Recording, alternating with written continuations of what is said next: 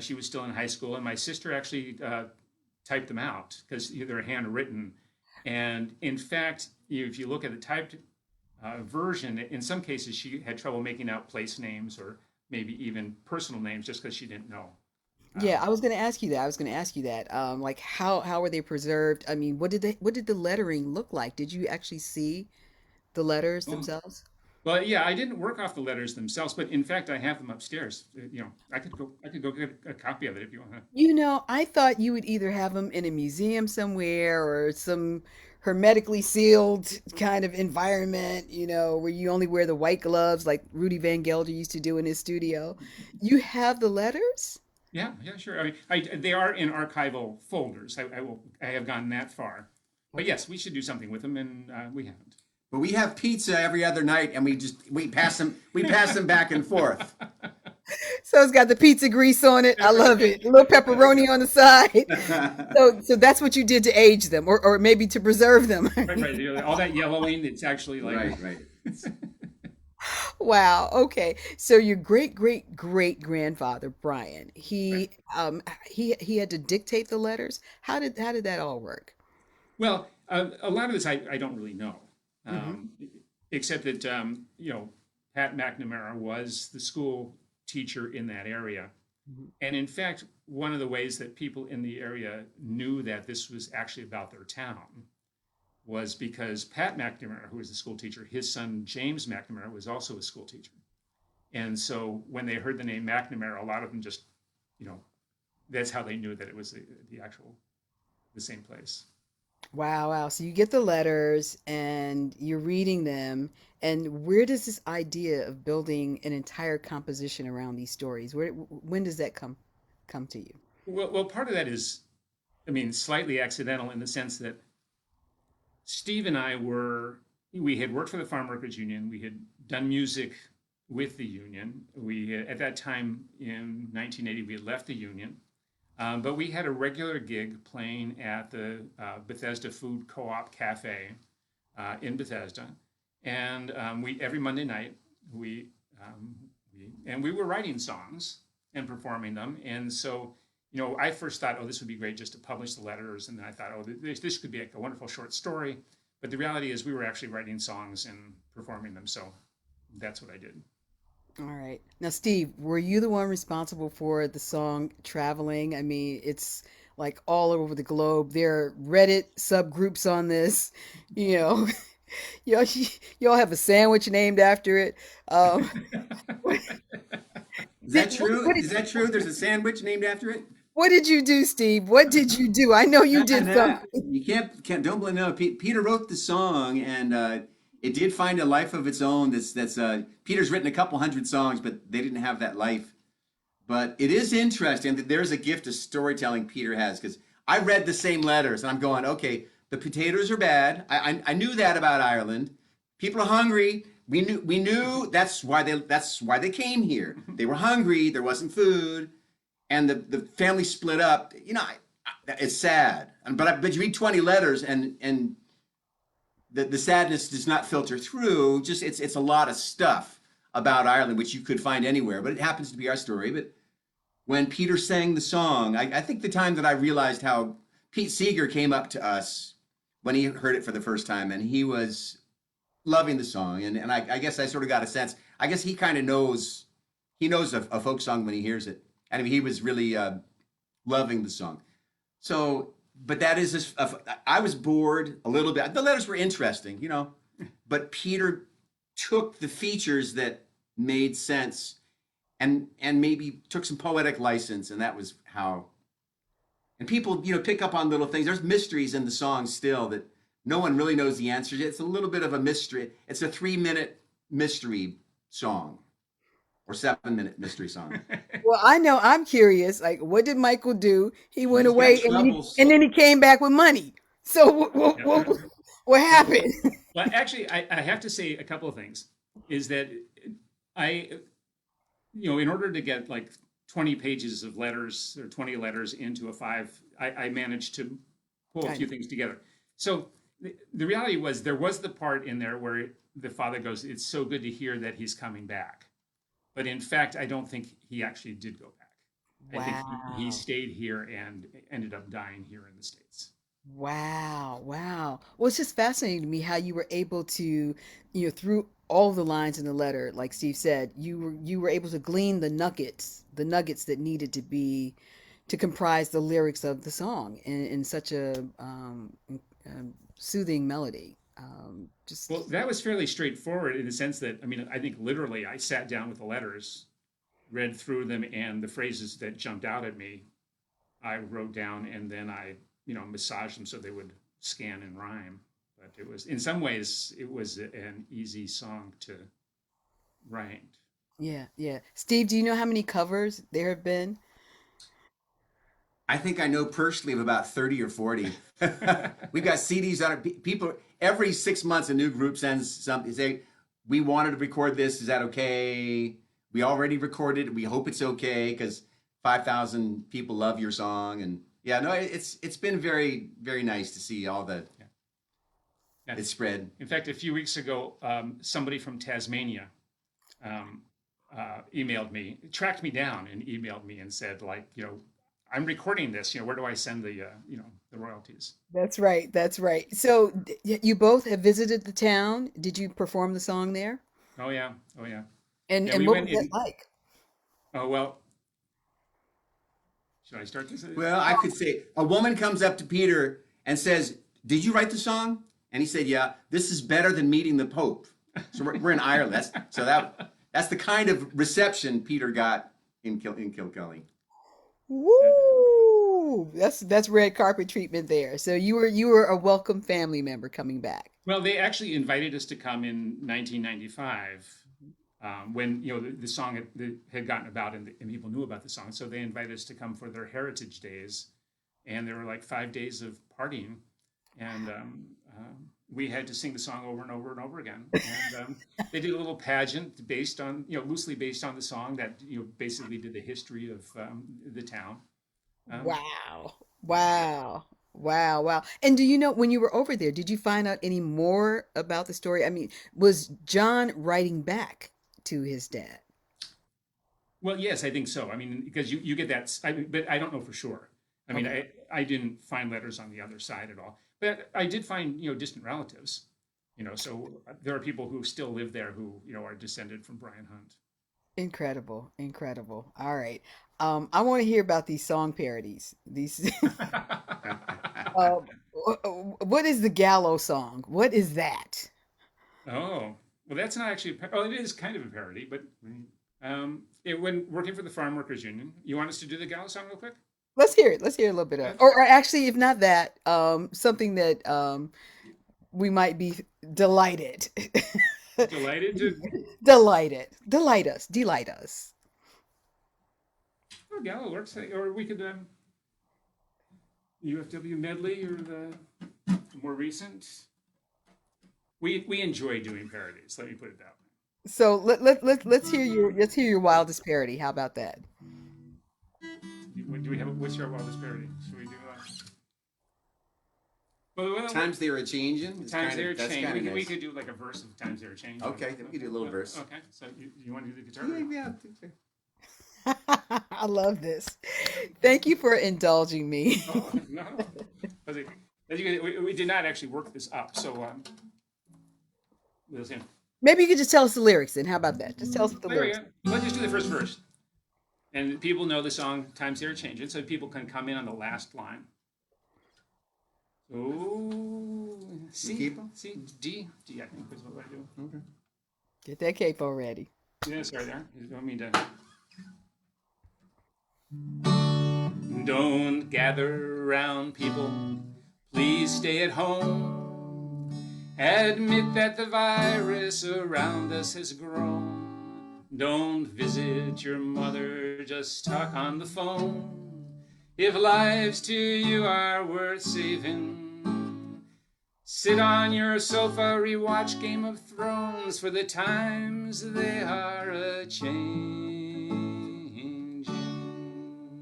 You gotta record that. You gotta. You just have to. You have to. I implore you. Oh my goodness. Incredible. Incredible. And so this is something that the two of you developed together? Well, I think that song I wrote. I mean, sometimes we really got started doing the farm workers because we did a lot of parodies on the picket lines, and Steve had some great. Come on, Steve. Come on, Steve. All right, all right. Let's see. What's one this last year? It's been about voting rights. I would walk through a wall of COVID to vote. I would cross the wide ocean in a rickety boat. I would slog through a hurricane, totally soaked. I would walk through a wall of COVID to vote. Now the governor of Texas doesn't want you to vote. You stand in line for 10 hours till you get heat stroke. He gives one lousy drop box for 4 million folks. The governor of Texas doesn't want you to vote. But I would walk through a wall of COVID to vote. I would cross the wide ocean in a rickety boat. I would slog through a hurricane, totally soaked. I would walk through a wall of COVID to vote. It's got a few other verses. Alabama, Florida, Georgia. Governor of Georgia, he purges the vote. You miss one little hyphen, the vote's thrown out, no joke. La la la la la la la la la la. The governor of Georgia, he purges the vote. Woo! That's not parody. That's real. Oh no, that's real. That's real. It's real. That's real. That's real. Incredible. Incredible. Okay. I have a class I got to get to. I'm just going to ask you. Well, first off, just thank you so much for your time, for your togetherness, for your brotherly love. We appreciate seeing that this morning. Will you please take us through the song one more time, please, so we can soak it in? And for those of you who know it, feel free to sing along on mute. Thank you. All right. Okay, we're doing this at fourth fret.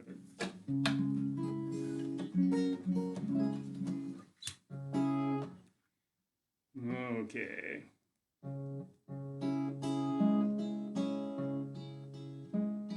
Kilkelly, I heard in 1860, my dear and loving son John, your good friend the schoolmaster Pat McNamara, so good as to write these words down. Your brothers have all gone to find work in England, the house is so empty and sad. The crop of potatoes is sorely infected, a third to a half of them bad. And your sister Bridget and Patrick O'Donnell are going to be married in June. Your mother says not to work on the railroad and be sure to come on home soon. Kilkelly, I heard in 1870, dear and loving son John.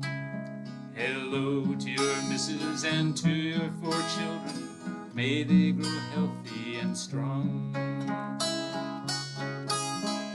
Michael has got in a wee bit of trouble, I suppose he never will learn.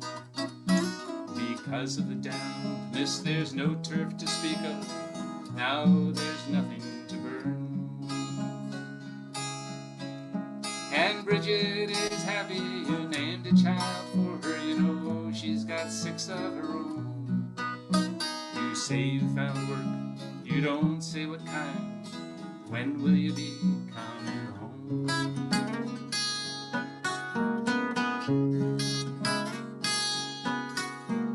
Kilkelly, I heard in 1880, dear Michael and John, my son. I'm sorry to give you the very sad news that your dear old mother passed on.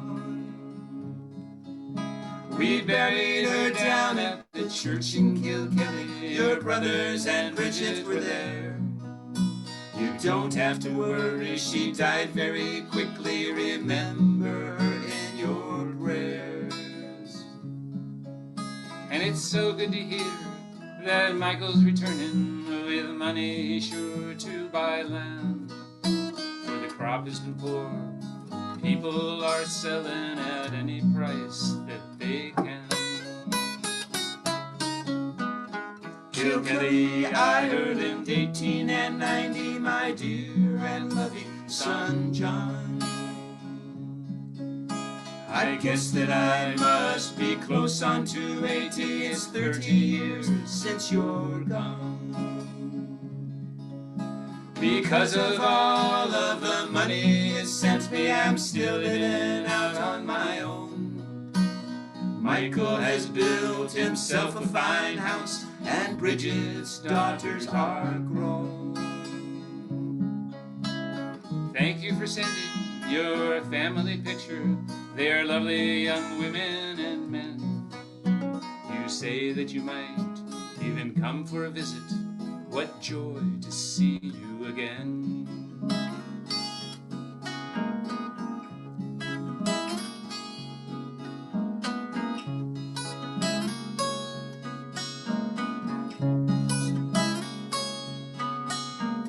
Kilkelly, Ireland, 18 and 92, my dear brother John.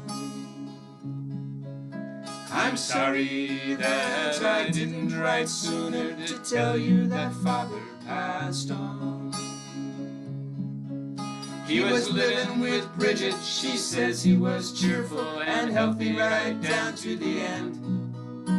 You should have seen him playing with the grandchildren of Pat McNamara, your friend. And we buried him alongside a mother down at the Kilkelly churchyard. He was a strong and feisty old man, considering his life was so hard. And it's funny the way he kept talking about you. He called for you at the end. Oh, why don't you think about coming to visit?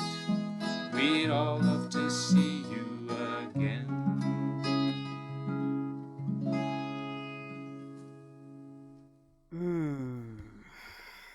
Beautiful, beautiful. You know, I don't know if you all really recognize how special this is. It's not often that you, music lovers, get to hear a classic song by the composer, especially since you've got all of these covers out. You know, usually the composers and also the descendants of the subjects of the story.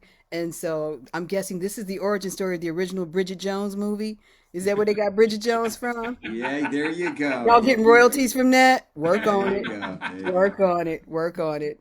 Peter and Steve and Peter Jones, thank you both so much for sharing your time, your talents, your family history, all this goodness with us. We are so very grateful. Everybody give them a big hand. Big hand. Big hand. Hands up. Hands up. Hands up. Thank you. Thank you. And you guys can save the chat because a lot of people have written really meaningful comments to you. So make sure you save the chat after we're done, and you'll just get your heart warmed a little bit more off of that. Woo! Everybody, let's take a breath on that. I feel better. I feel better. All right. Moving on. I don't think there are announcements today, but as always, I like to announce the birthday card campaign for the 100th birthday, which is on Saturday, May 21st, of retired Sergeant Victor W. Butler. He is one of the last known surviving Tuskegee Airmen. And his 100th birthday is coming up very soon. His family has asked for cards to be sent to him in honor of this special day, and I bought 21 cards and I started sending them the 1st of May, and so every card goes another day. So I encourage you, this Daily Antidote family, to send letters and notes and cards to retired Sergeant Victor W. Butler. All right. I think that's all I got. That's all I've got. For any new people in the room, again, make sure you put your name, where you're from, and just remember to keep coming back. Peter and Steve, thank you again. Thank you. Let's say goodbye to our Facebook Live family. Say to the left, up top, to the right, and to the bottom. Okay.